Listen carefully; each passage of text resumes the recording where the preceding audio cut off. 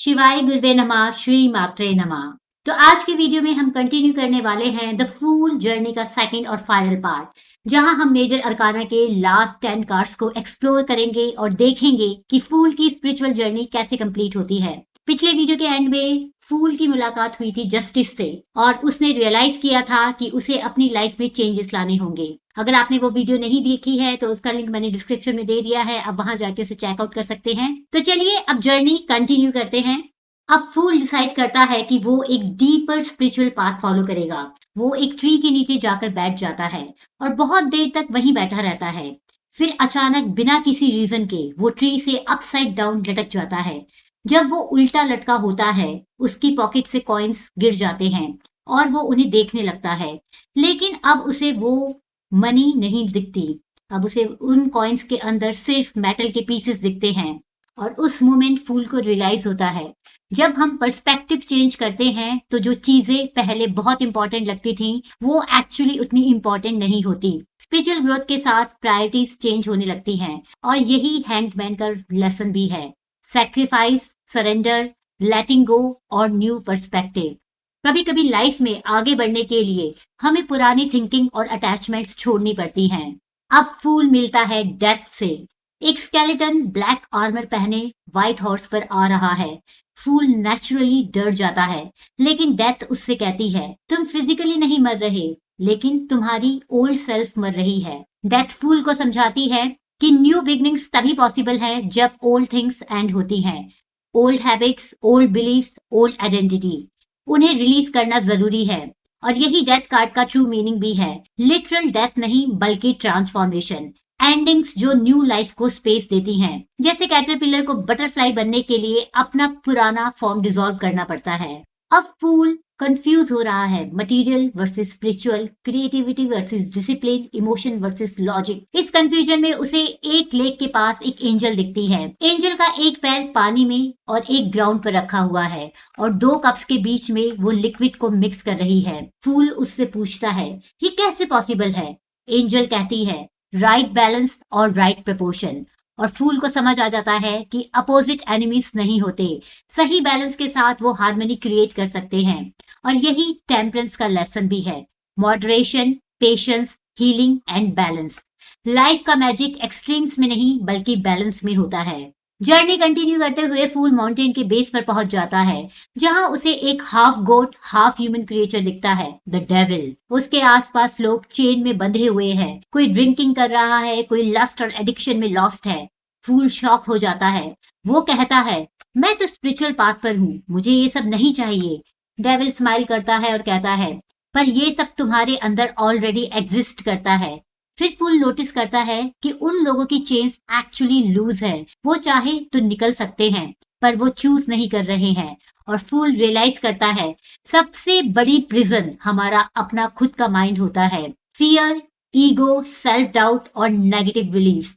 यही devil card का real meaning भी है। सेल्फ इम्पोज लिमिटेशंस और मेंटल चेन्स। अब फूल माउंटेन के टॉप पर एक ह्यूज टावर देखता है। टावर के अंदर लोग कंफर्टेबल और सिक्योर फील कर रहे हैं। फिर अचानक से लाइटनिंग स्ट्राइक होती है और पूरा का पूरा टावर क्रम्बल हो जाता है। सब कुछ टूट जाता है। फूल रियलाइज करता है कि उसकी अपनी बिलीफ्स भी फॉल्स फाउंडेशन पर बनी हुई थी और कभी कभी सच्चाई को रिवील होने के लिए इल्यूजन का टूटना बहुत जरूरी होता है।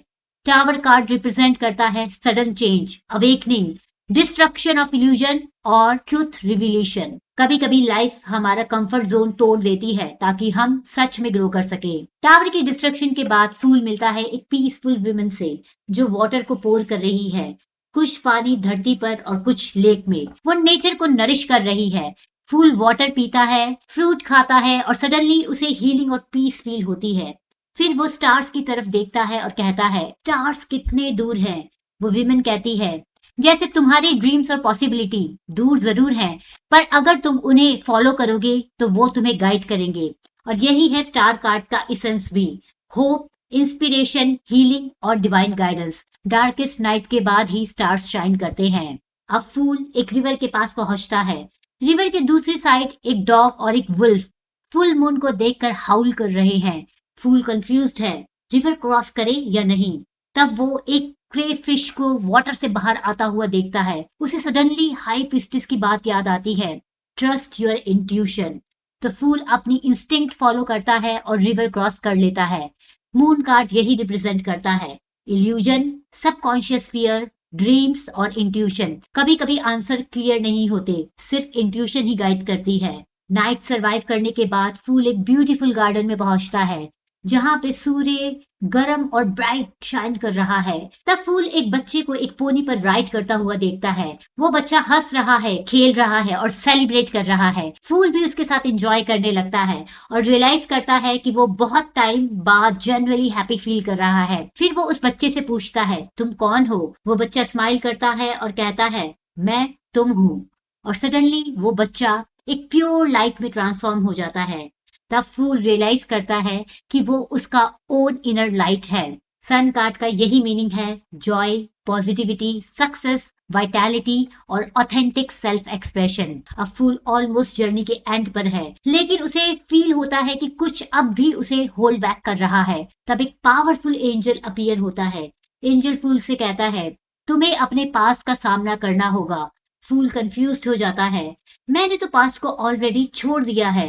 एंजल कहता है, तुमने पास्ट को इग्नोर किया है, अंडरस्टैंड नहीं किया है। एंजल फूल को एक ट्रम्पेट देता है। जैसे ही फूल ट्रम्पेट को ब्लो करता है, उसकी पास्ट लाइफ अपीयर होने लगती है।